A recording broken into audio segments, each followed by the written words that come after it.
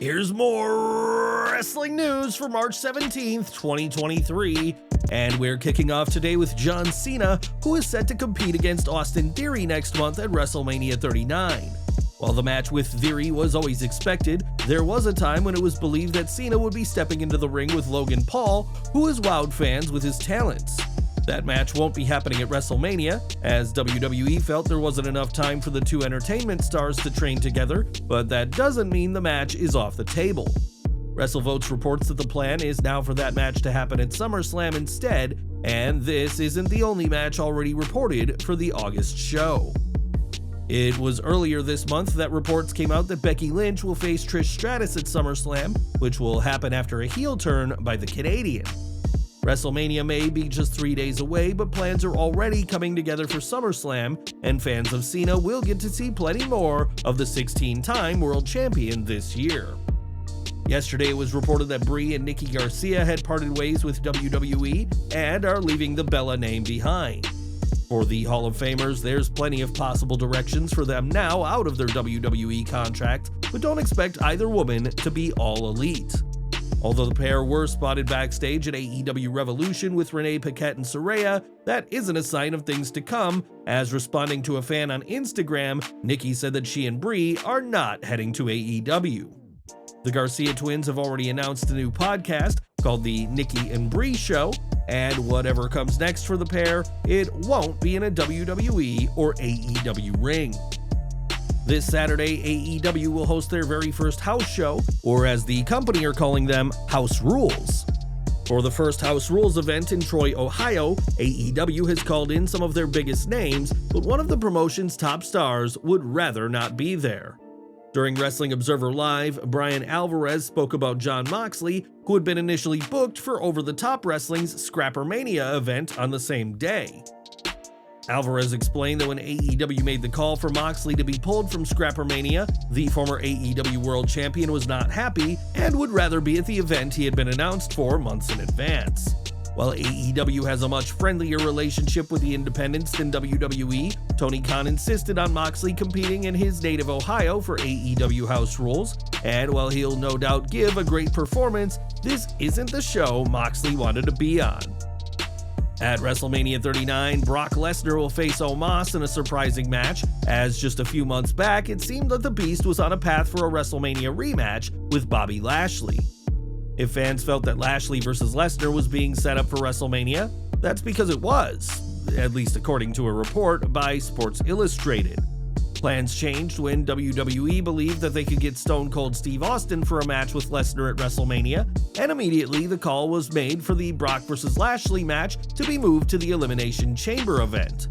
By the time that WWE and Austin realized that they could not come to terms on a deal, the Lashley-Lesnar match had been announced, leaving both men without a dance partner for Los Angeles. WWE is said to still be pitching matches to Austin, with LA Knight now a possibility for the Texas Rattlesnake, but the bizarre booking of Brock, Lashley, Omos, and Bray Wyatt all stems from WWE being a bit too certain that Austin vs. the Beast would be happening. Vince McMahon, as the chairman, was backstage during last week's Raw in his first appearance at a WWE event since before his retirement last July.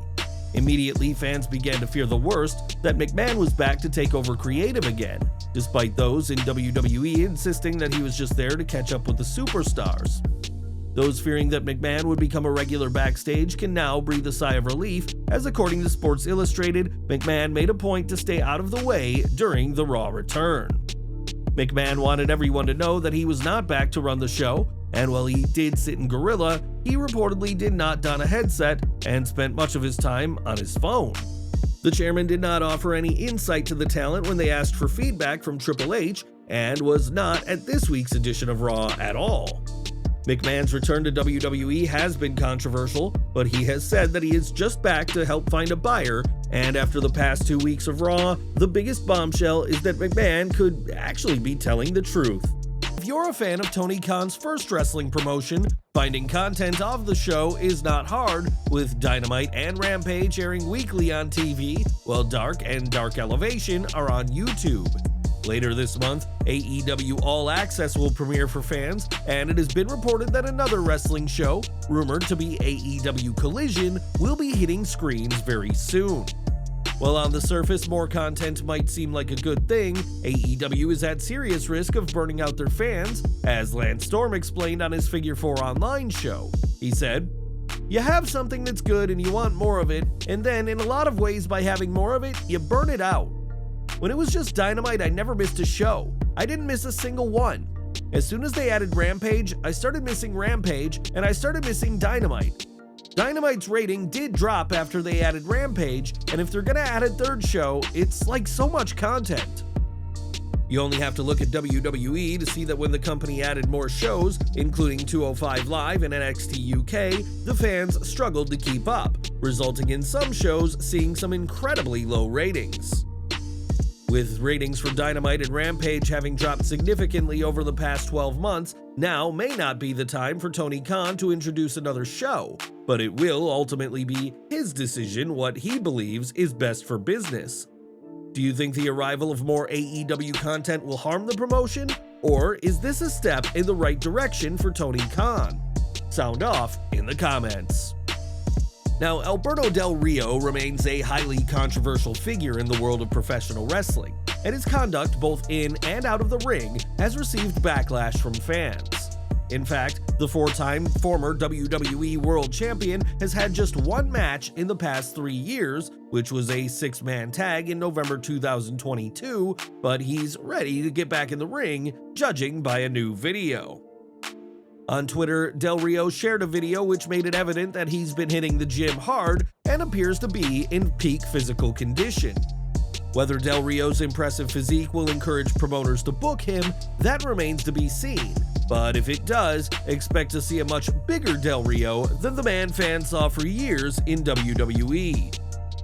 At WrestleMania 35, Kurt Angle competed in his final match, and the bout did not live up to the expectations of fans.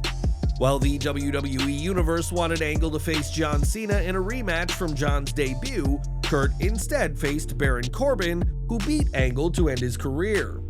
When former WWE writer Dave Schilling rewatched WrestleMania 35 this week, he tweeted that at the time, WWE were well aware that this wasn't the match fans wanted.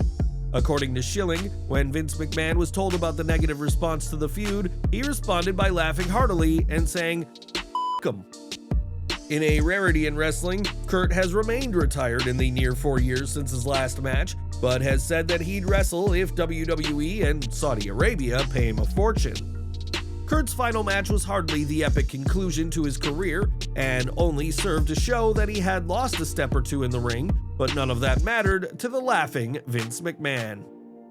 Back to the present, and we've got some unfortunate news from Danhausen now, as the very nice, very evil wrestler is on the shelf with a torn pectoral.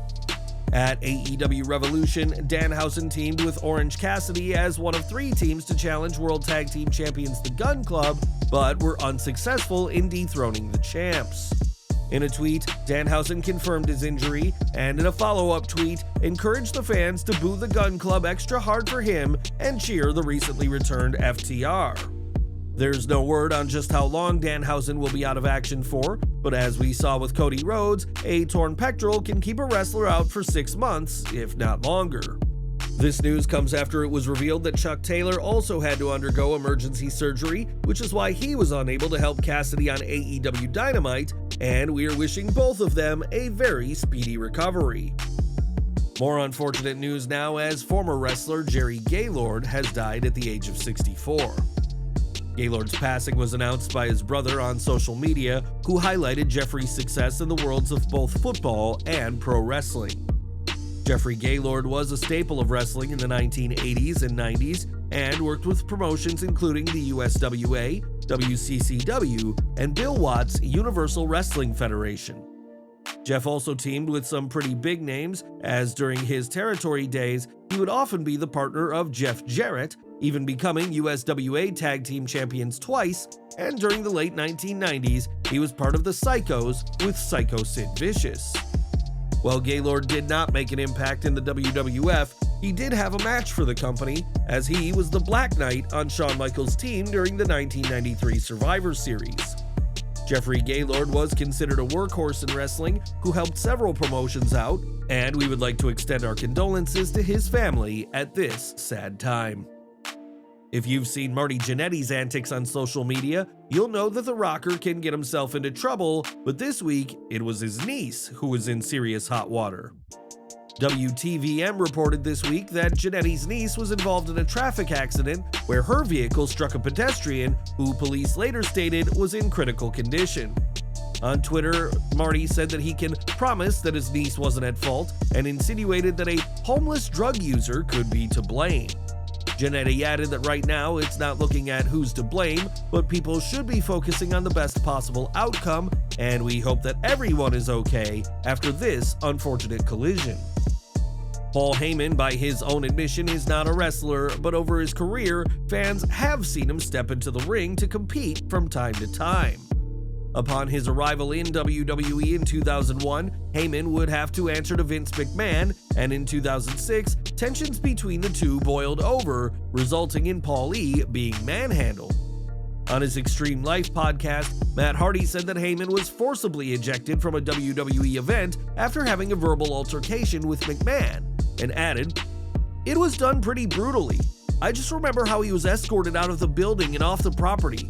I hope I'm not mistaken. I want to say there was an issue where Vince said that he had received some intel he shouldn't have been receiving, and they didn't know what he was doing with it. I know Vince and the office were very upset with him. He was recorded out of the property and fired." Given that Hardy said that Heyman was fired, this verbal altercation presumably happened after the woeful ECW December to Dismember event where WWE forced Heyman to book the show their way. When that booking didn't work, Heyman was blamed for the show's failures, and it wouldn't be long until Paul E was shown the door, and would keep far away from WWE until his return in 2012.